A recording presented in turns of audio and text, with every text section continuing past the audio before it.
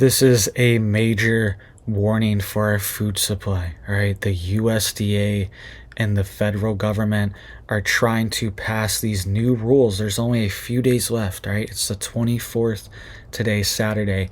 And these rules, we only have until the 27th to submit our comments and let them know down below that we do not want this. All right, I will leave the link down below for you guys so you guys can comment and let them know. Don't say anything bad, but just say, hey, we don't want this. Just something simple like that. We don't like this. We don't approve. Something like that. All right, because they are trying to implement price controls and price manipulations right now on beef, poultry, and pork. Right now, they're trying to do it. Remember, they came out last week and are proposing this idea saying, hey, we need price controls. Well, guess what? I found out that the USDA is already doing this behind the scenes, and there's only 3 days left open for comments before they start finalizing these rules and making big decisions. All right, so we could see major shortages, major holes in the shelves, right? Major food problems. We could see producers just completely getting out of the business, right? Ranchers, farmers just getting out, right? Because they can't make money because they're going to start setting the price of how much they can sell their beef for, sell their chicken for, sell their eggs for. That's what's being proposed right now from the USDA. They've already been working on it. They have a whole framework for it, and they're going to finalize the rules in just a few days. All right, so let's get into the details here really quick, guys. Please just hit it up for me down there. Hit that like, hit that subscribe. I'm posting multiple videos a day, every day, and it just helps to get these warnings out. I appreciate that. All right, so let's get into the details here. All right, this is called the quote, fair and competitive livestock and poultry markets proposed rule. All right, it's already sounding a little Orwellian here. Okay, fair and competitive livestock and poultry markets. The government is trying to come in and regulate pricing for any type of meat, essentially. They're trying to take over the entire meat industry and make sure that all the pricing for it is fair. And it sounds good in theory, right? Because prices are extremely high. But this is just, you're just going after the farmers and the producers that are making this stuff for you. You need to go after the monetary system that's creating all the inflation. All right, you need to go after the supply chain hiccups and the trade issues that are causing prices to go up for raw materials, all right, in our supply chain, and tackle regulations. All these other things are how you can tackle this, not by forcing farmers to sell their beef, sell their poultry, all these things for less money, right? That's what they're trying to do. So there's only 3 days left for this. I just saw this a day or two ago, right? And I just got around to making this video for this, but it says here, on June 28th, 2024, the U.S. Department of Agriculture and Agriculture Marketing Services published the, quote, proposed rule for, quote, fair and competitive livestock and poultry markets. Right? It says the public comment period is open until August 27, 2024. It says the purpose of this proposed rule is to promote fair and competitive markets in the livestock, meats, poultry, and live poultry markets. All right?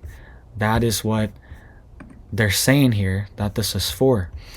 And it says, through the Packers and Stockyards Act, Congress granted rulemaking and enforcement authority to the USDA to ensure that appropriate competitive and fair trade and market protections are afforded to those participating in livestock, meat, and poultry industries.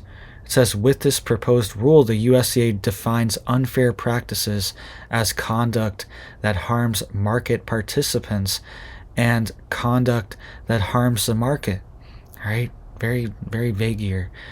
Combined, these two categories of conduct comprehensively define the counters of, quote, unfair practices under the Packers and Stockyard Act, right? It says, in the past, USDA typically identified unfair practices through case-by-case administration adjudication In these cases, USDA would examine if the alleged violation was among those harmful practices, right? The department has found, however, that this standard insufficiently guides its modern enforcement investigations and fails to explain its position to regulated entities. All right, so I know that's a lot of jargon, but they're pretty much just saying, in the past, if there was ever any type of infraction where it's like, oh, this person's charging too much to process their meat packing or their processing or whatever, it's too much, it's way out of whack, they're charging 100% more than this other guy an hour away, they would investigate it case by case. All right, it's a certain price in Iowa to get your meat packed, right? And it's a different price in South Dakota, it's a different price in California, it's a different price everywhere.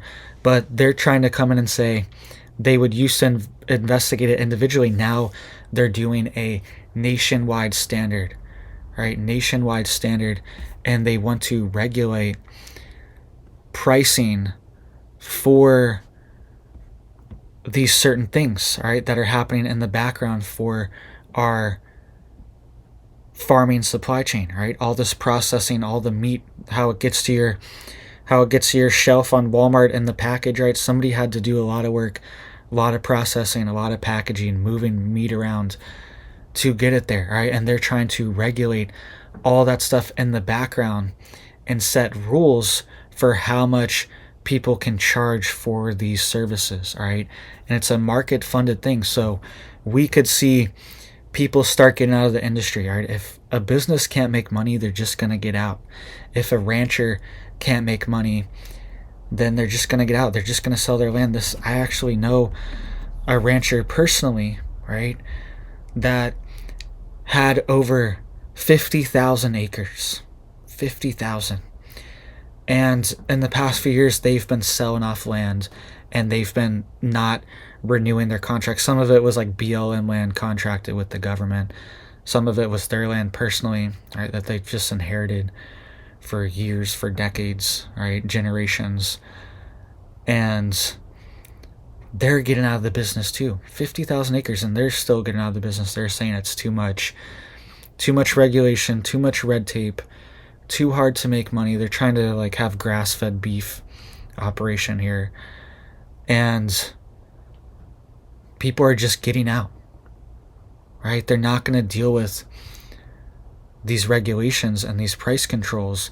They're just going to sell their farm, and then what's that going to do? That's going to create gaps in the food supply. That's when you're going to see major shortages. That's why these price controls don't work, right? There's a reason that everything has doubled in price the past few years, and it's because of our monetary policy and also because of the war that's been going on the past few years. And the background supply chains have been severed, right? Energy supply chains have been disrupted, and the lines in the sand are being drawn more and more every day. Sanctions are being put in place, right?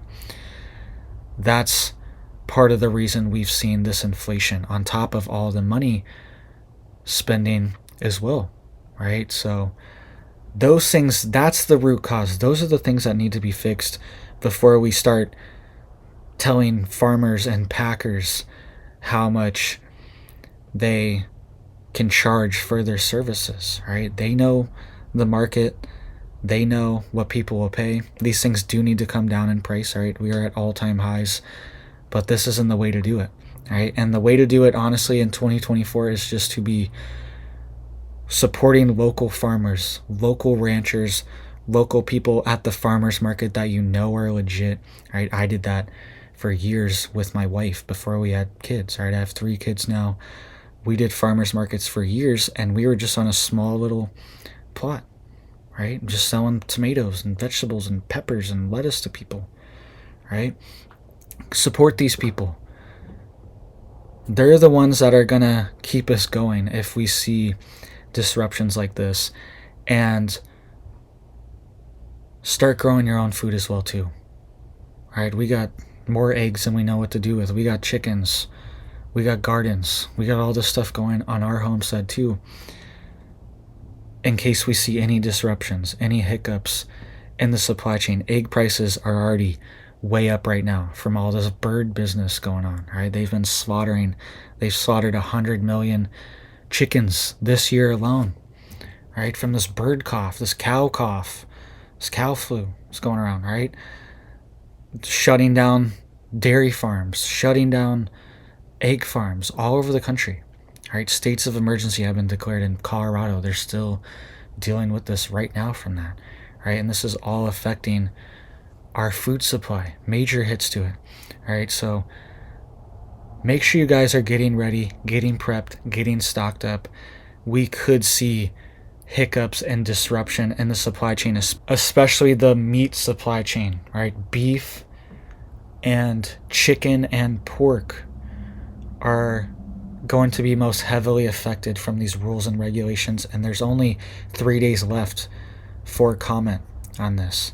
So let them know down below if you do not want to have these rules put in place, right? There's a public comment thing down below, and you can just put in NA for any identifiers. You don't have to put in your email or anything like that. You can just put in NA for not available, right? So thank you guys. Make sure you guys are getting prepared, getting ready. I hope you have big blessings for your life, your family, and I hope you have a big old blessed day.